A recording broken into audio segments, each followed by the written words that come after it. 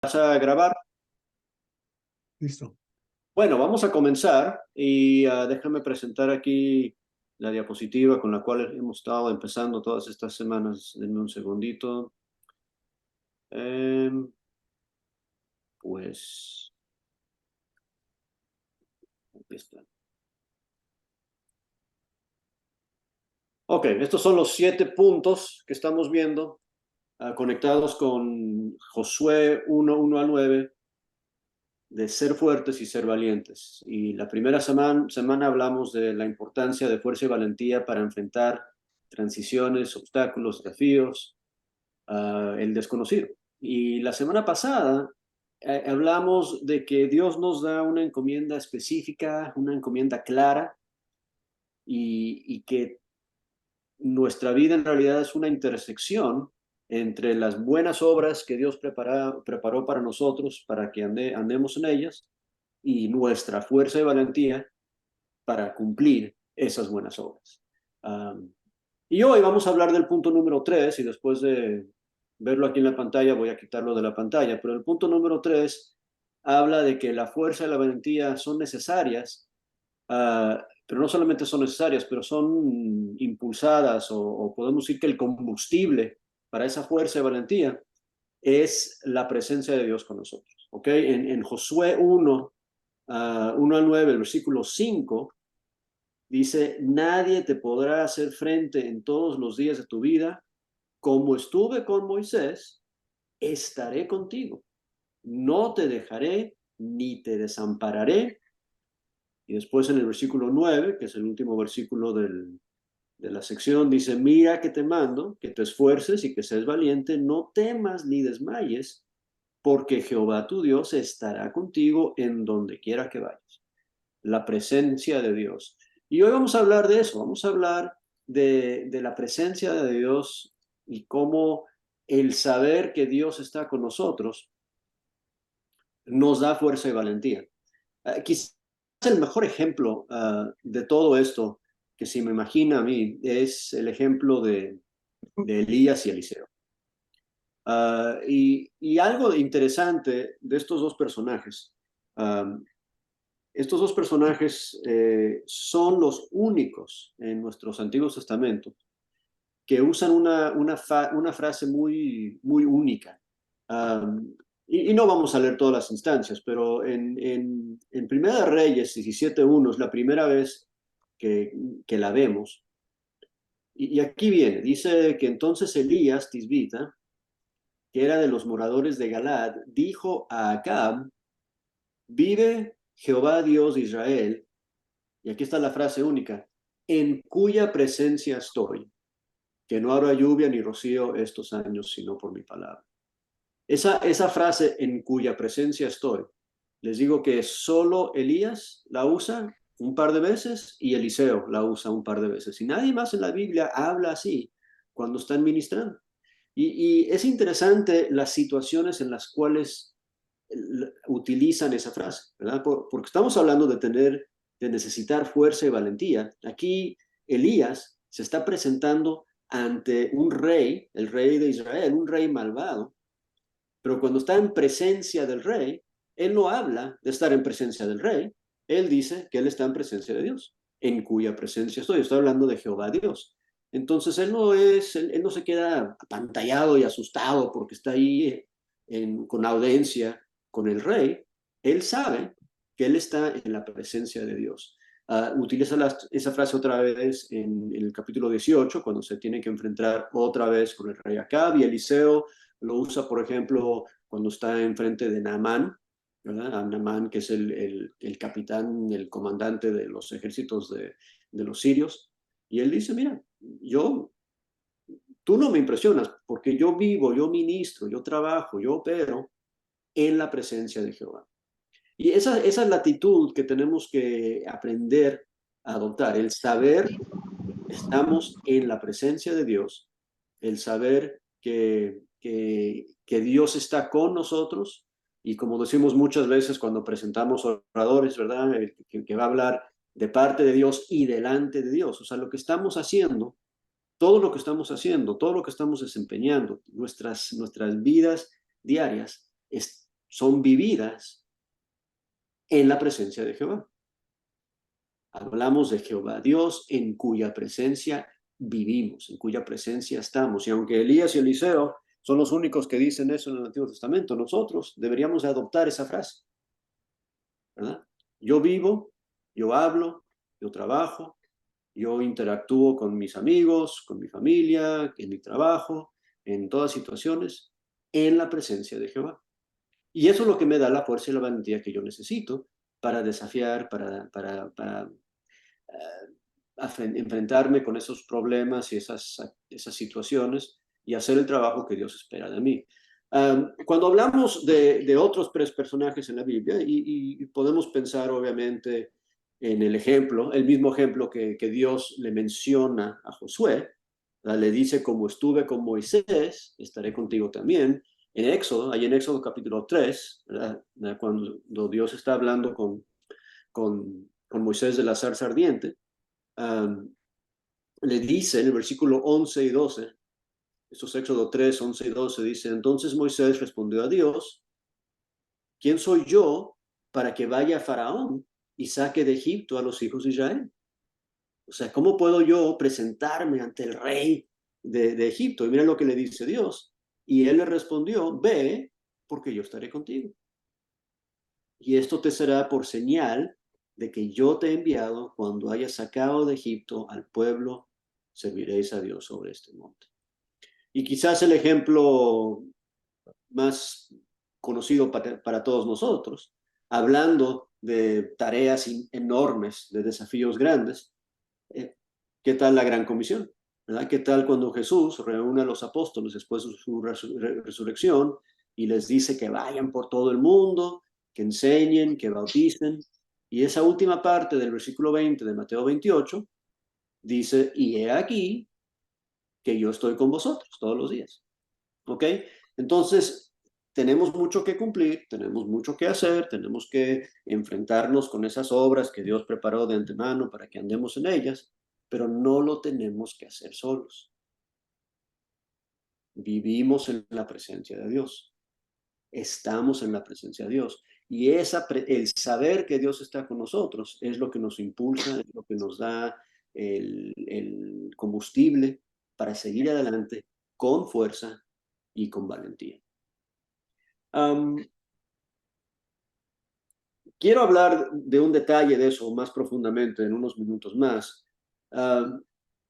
pero quiero que empecemos a pensar en eso, ¿no? en pensar en la idea de desear y reconocer que estamos en la presencia de Dios.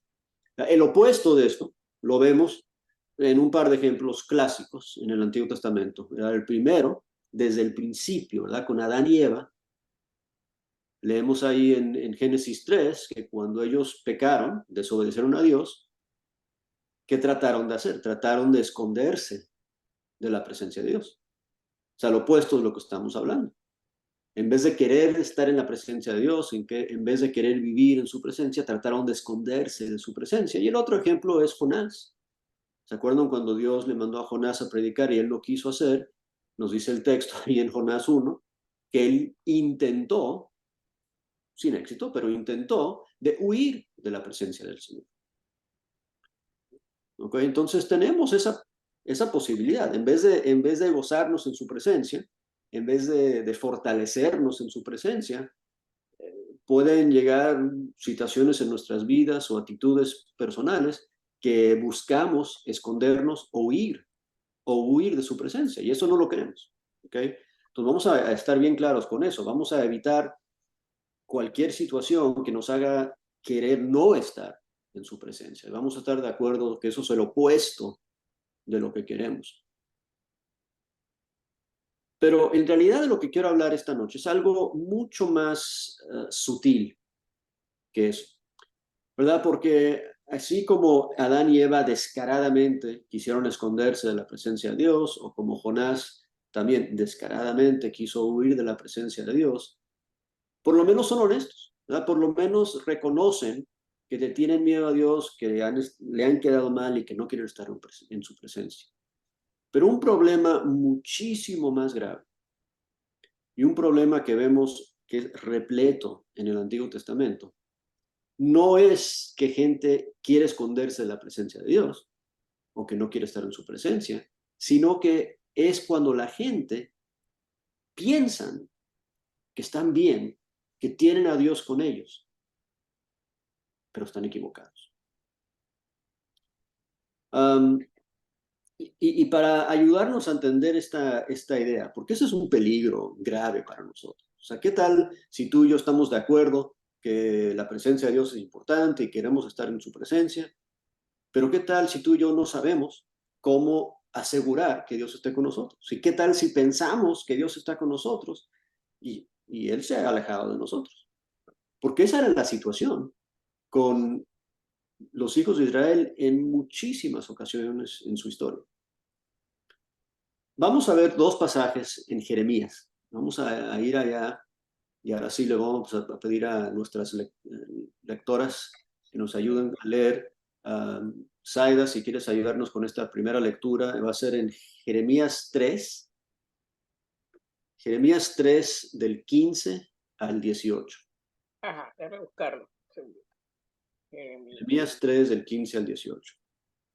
Y mientras lo buscas, les voy a decir lo que ha estado pasando. Si tomamos el tiempo de leer desde el principio de Jeremías, nos damos cuenta que Jeremías está predicándole a un pueblo que está autoengañado. Es un pueblo que piensa que está bien, un pueblo que piensa que tiene una buena relación con Dios, pero Dios les dice a través de Jeremías que están mal, que están alejados de Él, que son como una mujer adúltera, como un hijo rebelde. Y además de regañarles, Él también les profetiza con esperanza a través de Jeremías. Y este pedacito que vamos a leer aquí es cuando Dios les está diciendo lo que Él desea hacer con ellos cuando los restablece una relación correcta con Él. Entonces, si lo tienes ahí, Ajá, sí, ya lo Jeremías tengo. 3, 15 al 18. Ahora no sé si tengo el micrófono prendido así. Jeremías 3 del 5. Del 15 al 18. Perdón, del 15 al 18. Ok. Dice así. Y os daré pastores según mi corazón, que os apacienten con ciencia y con inteligencia. Y acontecerá que cuando os multipliquéis y crezcáis en la tierra, en esos días, dice Jehová, no se dirá más arca del pacto de Jehová, ni vendrá al pensamiento, ni se acordarán de ella, ni la echarán de menos, ni se hará otra. En aquel tiempo llamarán a Jerusalén trono de Jehová, y todas las naciones vendrán a ella en el nombre de Jehová en Jerusalén, ni andarán más tras la dureza de su malvado corazón.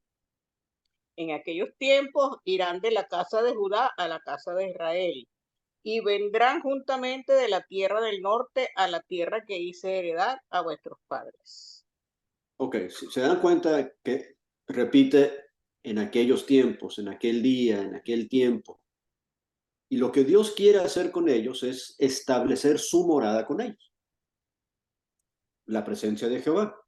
Que ellos vivan en su presencia, que ellos moren con Él y que Él more con ellos. Y lo interesante es que les tiene que decir que Él quiere hacer eso en aquellos tiempos, porque esa no es la situación actual cuando Jeremías les está predicando. Entonces, cuando ellos se arrepienten y vuelven a Él y Dios les perdona, Él quiere, versículo 15, darles pastores para guiarles, para apacentarles con ciencia y con inteligencia. Él quiere hacerlos crecer en la tierra. Versículo 17, Él quiere poner su trono entre ellos. Y es bien interesante porque Jeremías está predicando en Jerusalén. Los habitantes de Jerusalén en esos días pensaban que el trono de Jehová estaba ahí. Ellos pensaban que Dios estaba ahí en su templo, que Dios estaba ahí con ellos. Pero Él les dice, mira, no, eso va a ser para aquellos días. Eso va a ser cuando reparamos esta relación. Pero quiero que nos enfoquemos en el versículo 16, donde Él dice que en aquellos días no se dirá más arca del pacto de Jehová, ni vendrá al pensamiento, ni se acordarán de ella, ni la echarán de menos, ni se hará otra. Y la pregunta aquí es, ¿por qué está hablando Dios del arca del pacto? ¿Por qué está hablando Dios del arca del testimonio? Y si recordamos lo que era el arca del testimonio, era una caja que Dios instruyó a Moisés a construir allí cuando estaban en el pie del monte de Sinaí, después del Éxodo. Una caja que Dios les mandó a construir bajo especificaciones muy exactas de qué tipo de madera y las dimensiones, y que iba a tener encima una tapa con unos querubines, con las alas que se tocaban. Y Dios le dice ahí en Éxodo 25 a Moisés que encima de la tapa, entre las alas de querubines, Dios se iba a encontrar con ellos. Y ellos tenían instrucciones de colocar esa caja en el lugar santísimo dentro del tabernáculo, y una vez al año el sumo sacerdote entraba allí y ahí se encontraba con Dios. ¿Ok? Para ellos era un artefacto muy importante, y además de eso también tenía dentro de él cosas también interesantes, la barra de Aarón y el frasco de maná y las tablas y todo eso estaban ahí adentro. Pero era para ellos, era lo más cercano que Dios les había dado de algo físico para encontrarse con él. Y llegó a ser algo muy peligroso para ellos. Hay una historia bien interesante y no vamos a tomar el tiempo para leerla, pero si ustedes van a 1 de Samuel, capítulo 4, y se leen del 4 al 7, es una historia súper interesante donde los israelitas tuvieron una guerra contra los filisteos. Y fueron y estaban a punto de comenzar la batalla y tuvieron miedo, ¿no? Pero, ¿sabes qué? Necesitamos la ayuda de Dios. Necesitamos que Dios nos ayude. ¿Cómo hacemos que Dios nos ayude? Y se les ocurre, vamos a ir a buscar el arca del pacto. Y ellos fueron a Silo, donde estaba el arca, y se la trajeron a la batalla. Y cuando trajeron el arca a la batalla, todos los israelitas estaban celebrando y gritando, porque Dios está con nosotros. La presencia de Dios está con nosotros. ¿Por qué? Porque fueron a buscar una caja y se la trajeron con ellos. ¿Se acuerdan qué pasó en esa batalla?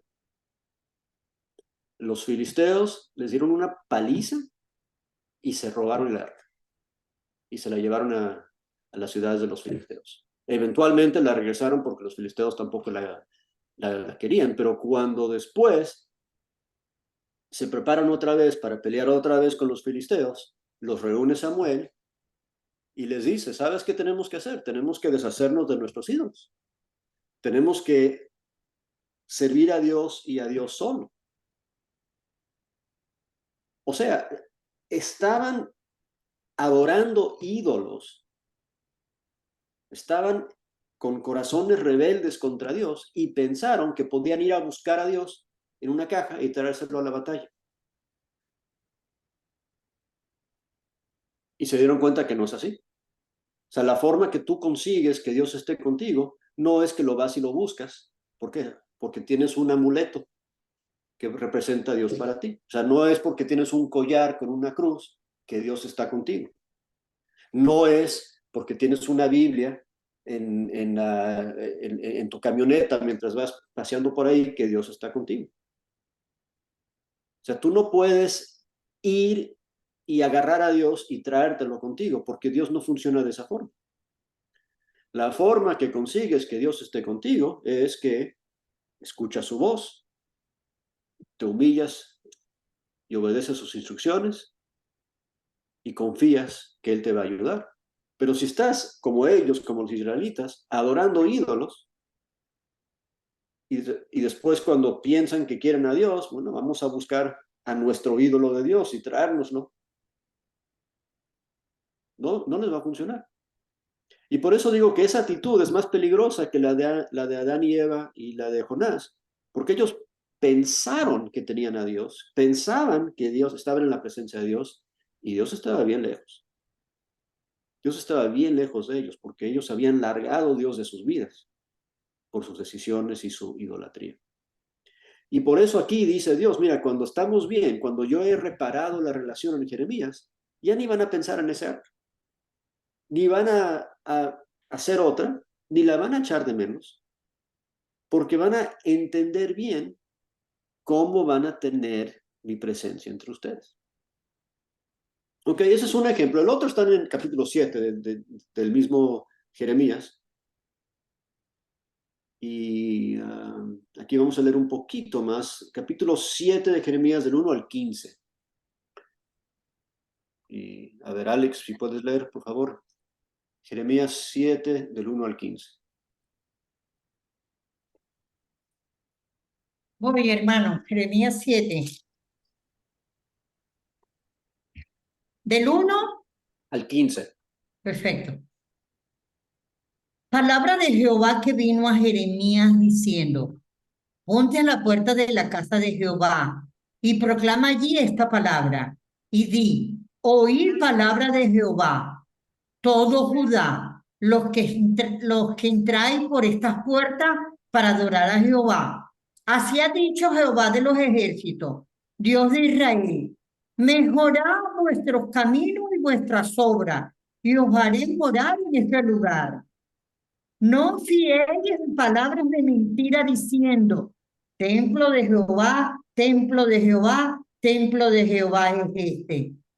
Pero si mejoraréis cumplidamente vuestros caminos y vuestras obras, si con verdad hiciereis justicia entre el hombre y su prójimo, y no oprimiréis al extranjero, al huérfano y a la viuda, ni en este lugar derramaréis la sangre inocente, ni anduviereis en pos de dioses ajenos para mal vuestro, os haré morar en este lugar, en la tierra que di a vuestros padres para siempre. He aquí, vosotros confiáis en palabras de mentira, que no aprovechan, hurtando, matando, adulterando, jurando en falso, e incinerando a Baal, y andando tras dioses extraños que no conociste. Vendréis y os pondréis delante de mí en esta casa sobre la cual es invocado mi nombre y diréis, librados somos para seguir haciendo todas esas abominaciones.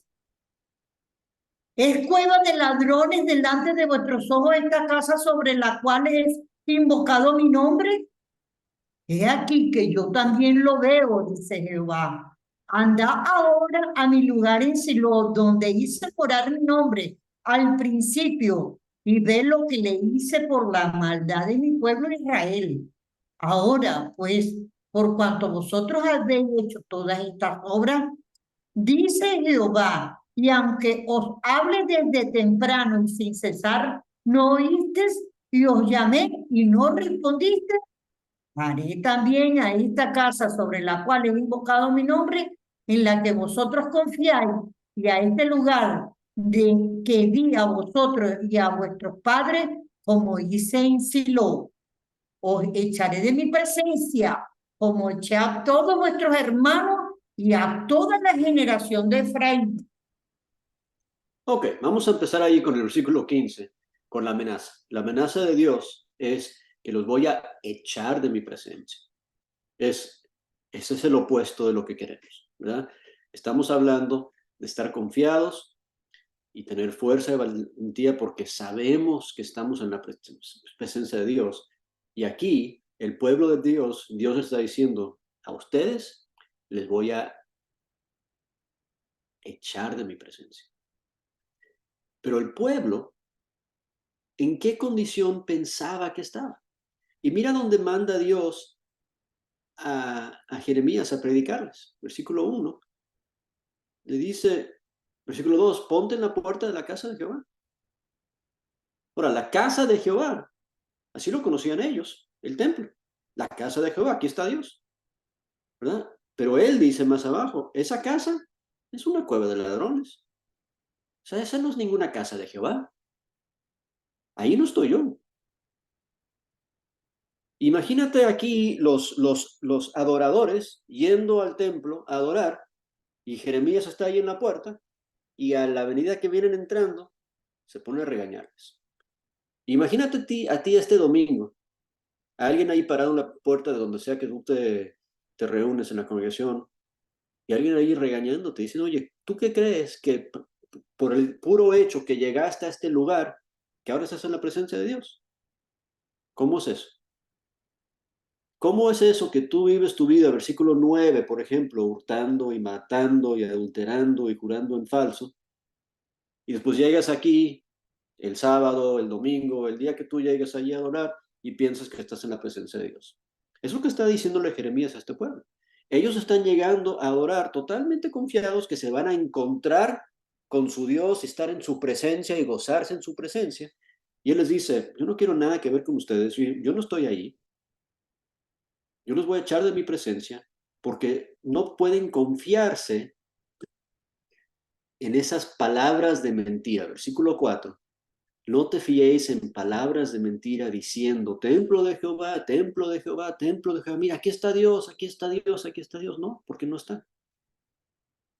Y otra vez, la forma que uno consigue estar en la presencia de Dios no es con un lugar físico, así como no es con un amuleto o un artefacto físico. O sea, ni el arca del pacto, ni el templo, ambas cosas que representaban en su historia la presencia de Jehová, han perdido ese valor.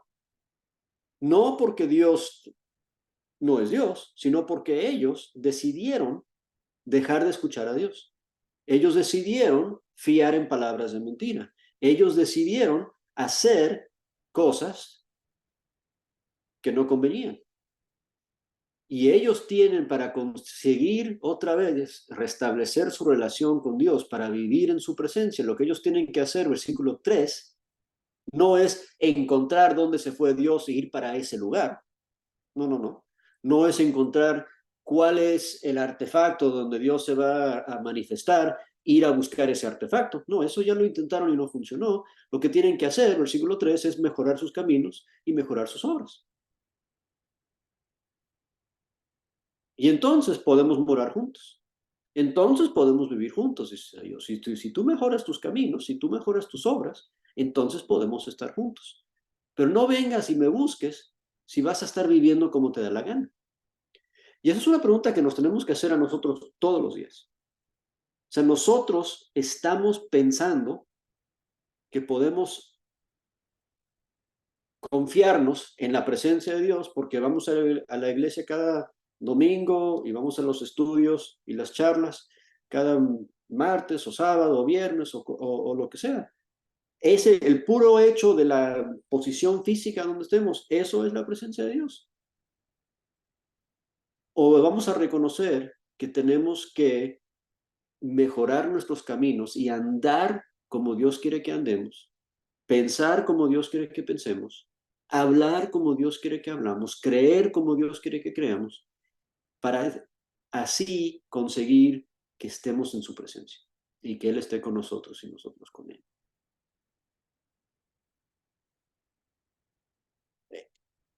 La pregunta que nos tenemos que hacer es, bueno, ¿creemos en Dios? Claro.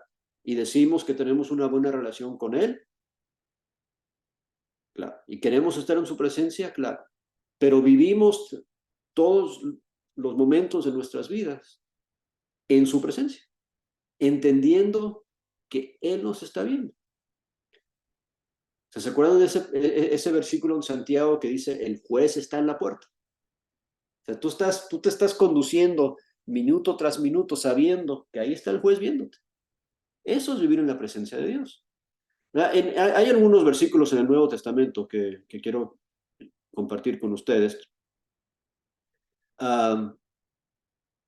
que nos ayudan a entender este concepto. Tito 1:6. Tito 1:6 dice,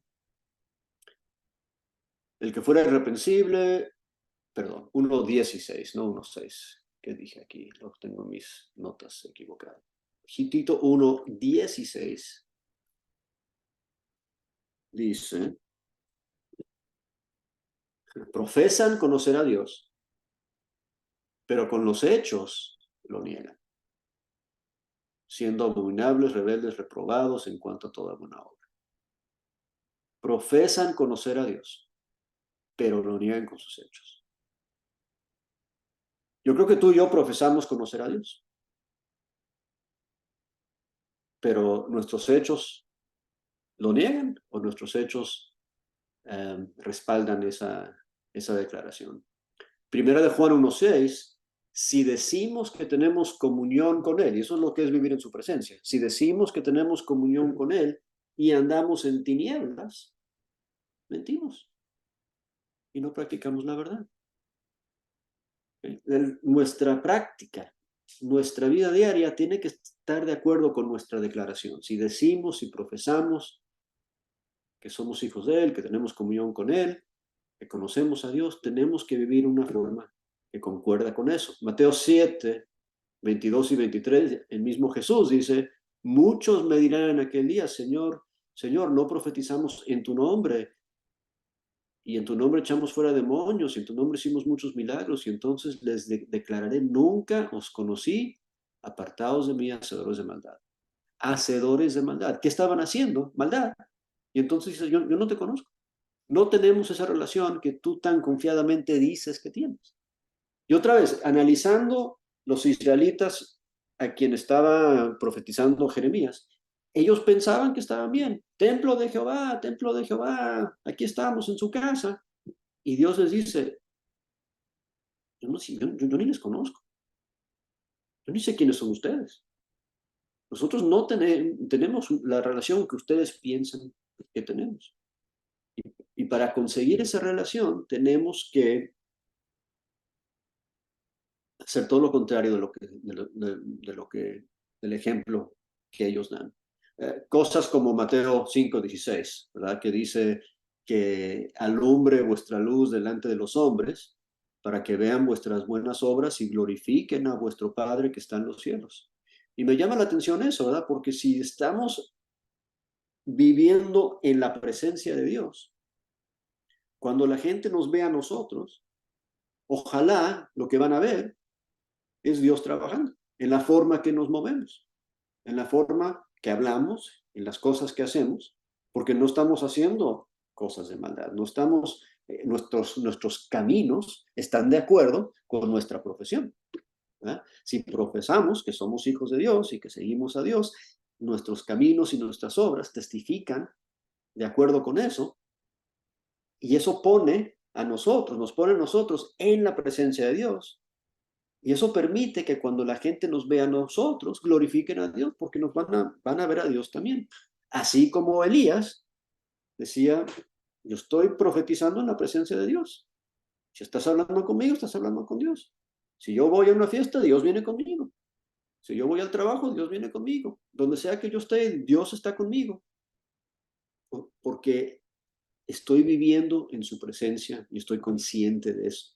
Colosenses 3:17, otro pasaje que conocemos de memoria, ¿verdad? Todo lo que hacéis, sea de palabra o de hecho, hacedlo todo en el nombre del Señor, dando gracias a Dios. Haced todo en el nombre de Él. ¿Okay? Eso es otra forma de decir lo mismo, de hacerlo en su presencia. Y otro ejemplo, que otra cosa que no vamos a leer, pero quiero que lo piensen. Ahí en Mateo 25, ¿verdad? Cuando Jesús está hablando y pinta ese escenario del juicio final, ¿verdad? Y habla de los dos grupos, ¿verdad? Y a uno le dice, oye, ustedes, yo tenía sed y me diste de beber, y tenía hambre y me diste de comer, y estaba desnudo y encarcelado y me visitaste. ¿Verdad? Esa gente está haciendo las cosas correctas. Esa gente estaba viviendo de acuerdo a las instrucciones del Señor. Eran gente obediente, eran gente amorosa, eran gente servicial.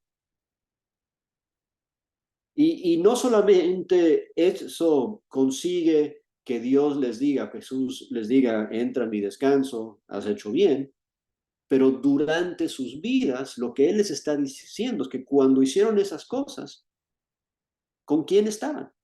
Porque dice, cuando diste de comer al más pequeño de estos, ¿A quién estabas dando de comer? A mí. Y cuando diste de beber, ¿a quién estabas dando de beber? A mí. Y cuando visitaste a alguien, ¿a quién estabas? A mí. A mí. O sea, estabas siempre en la presencia de Él. Estabas llegando a su presencia cuando estabas haciendo todo eso.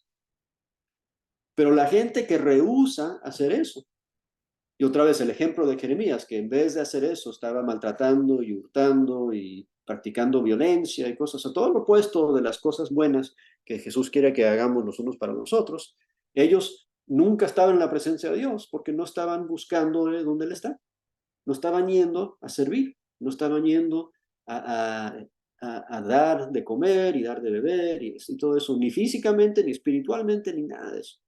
¿Okay? Entonces, si queremos estar en la presencia de Dios, si queremos que Dios esté con nosotros, tenemos que oír su voz, dejar de engañarnos a nosotros mismos, obedecer sus instrucciones, humillarnos ante su presencia y servirle a Él y servirnos los unos a los otros. Y eso va a ser algo que se ve no solo por nosotros, pero los demás lo van a ver también. Yo creo que todos conocemos gente que dicen que son cristianos, que dicen que sirven a Dios, pero sus vidas no lo demuestran.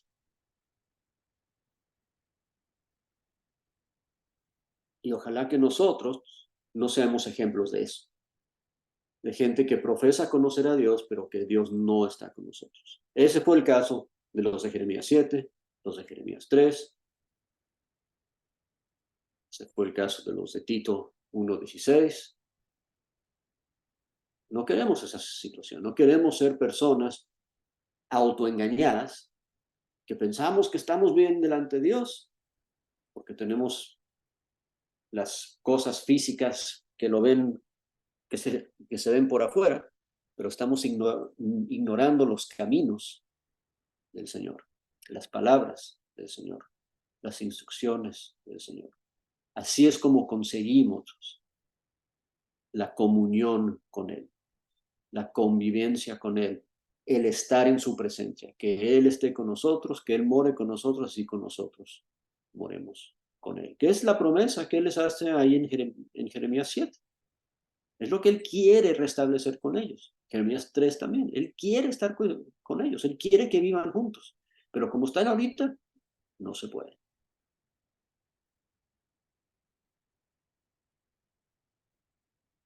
Vamos a pausar un momento para escuchar de ustedes. ¿Cómo ven ustedes esta idea de la presencia de Dios?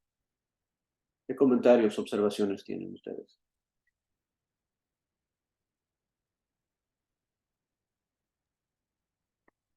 Bueno, hermanito Vicente, es bien interesante esa parte de muchos creer estar en la presencia de Dios por amuletos, ¿sí? Que tienen a Dios como un amuleto, pues.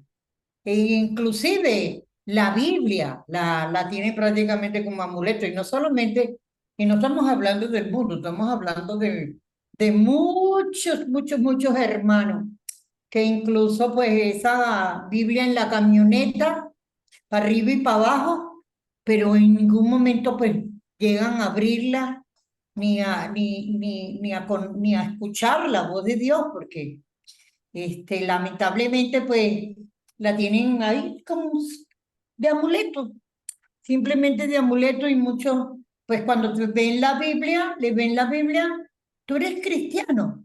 Sí, yo soy cristiano, pero resulta que la Biblia está ahí nuevecita, hasta las hojas aún pegadas. Fíjate. Y eso pasa a muchos.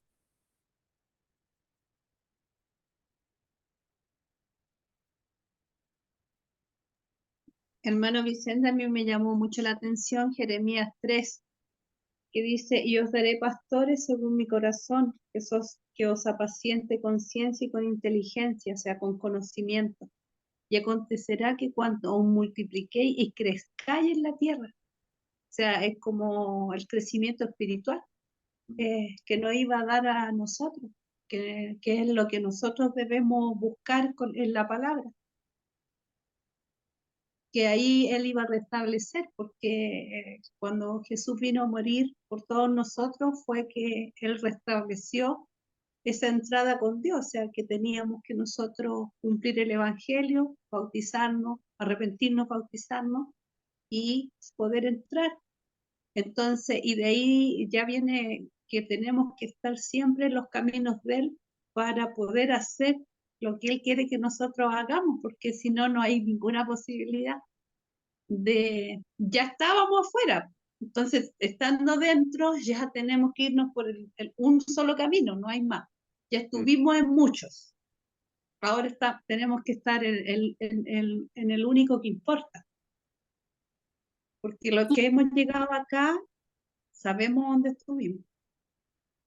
Eso es muy interesante lo de los pastores también, porque esa imagen del pastoreo, que está también repleto en el Antiguo y el Nuevo Testamento, es otra forma de expresar la importancia de la presencia de Dios con su pueblo, porque su pueblo es el rebaño de ovejitas y las ovejitas se van a morir si no están ahí pegaditas a su pastor. Y lo interesante es que cuando leemos la descripción de este pueblo en Jeremías 3 y 4, o 2, 3 y 4, y Jeremías 7, esas personas no están viviendo como que necesitaban un pastor. Ellos hacían lo que les daba la gana. Ellos no necesitaban el guía y la dirección y la protección de nadie.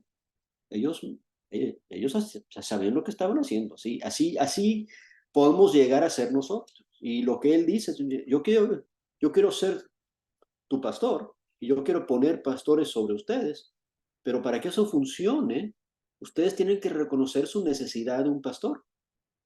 Y lo que nos pasa a nosotros es que a veces nos jactamos, presumimos, pensamos que no necesitamos de nadie, ¿verdad?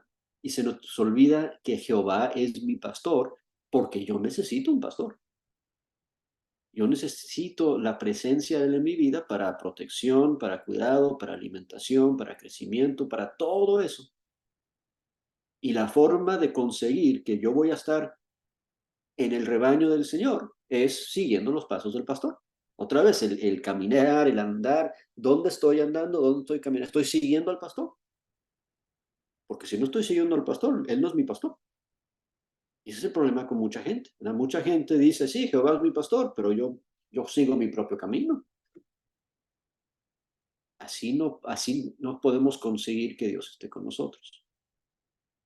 La presencia de Dios con nosotros es lo que nos va a dar la fuerza y la valentía para vivir las vidas que tenemos que vivir.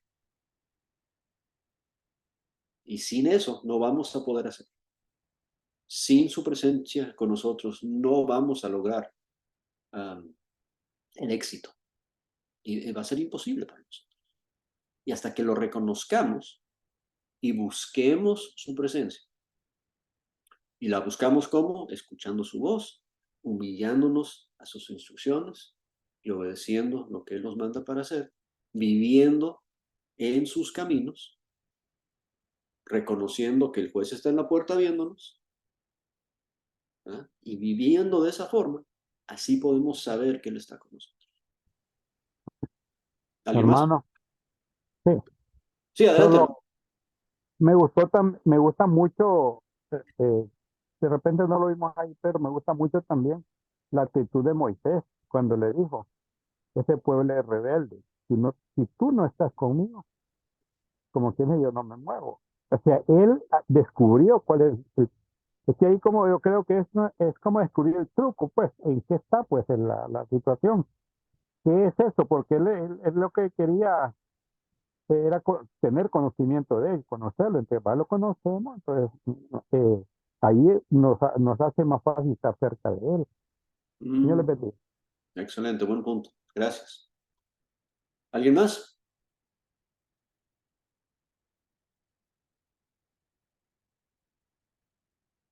Les voy a dejar con 3 lecturitas cortitas del Nuevo Testamento para recordarnos qué tan importante es tener la presencia de Dios con nosotros para ser fuertes y ser valientes. Hebreos 13, 15, 13, 5 y 6. Hebreos 13, 5 y 6.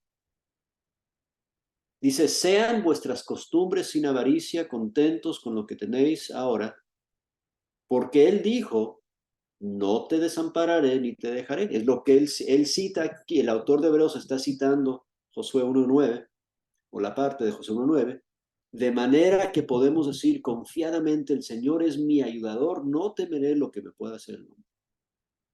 La presencia de Dios con nosotros nos va a dar fuerza, nos va a dar valentía, si podemos asegurar la presencia de Dios con nosotros. Hechos 3, 19 y 20 dice, así que arrepentíos y convertíos. Ahí está la clave. O sea, tiene que ver con mejorar nuestros caminos, como le dice Jeremías en Jeremías 7 a los habitantes de Judá. Mejorar vuestros caminos aquí es arrepentíos y convertíos para que sean borrados vuestros pecados, para que vengan de la presencia del Señor tiempos de refrigerio. Y Él envía a Jesucristo, que os fue antes anunciado. Tiempos de refrigerio en la presencia del Señor. No solamente fuerza, no solamente valentía, pero también refrigerio, también tranquilidad. La tenemos en la presencia del Señor, pero no podemos conseguir eso sin arrepentimiento, sin conversión. Y les dejo con 1 de Crónicas 16:11, que dice, buscad a Jehová y su poder, buscar su rostro continuamente. Ese es nuestro desafío. ¿Cuál fue esa última, hermano? Disculpe. 1 de Crónicas 16:11. Buscad su rostro continuamente. ¿Queremos estar en la presencia del Señor? ¿Sí o no? Amén. Esta clase no se está grabando. Amén. Sí, sí se está grabando. Ah, perfecto. Sí se está grabando. Bueno, les dejo con eso. La semana que viene, si Dios quiere, avanzamos con vamos a combinar el punto 4 y 5 de la diapositiva que mostré al principio, del conocer a Dios. Porque es algo tener la presencia de Dios con nosotros, pero si no sabemos quién es ese Dios, de poco nos sirve. Nos vamos a hablar de eso la semana que viene, si Dios quiere. Gracias otra vez por conectarse y vamos a ver quién nos puede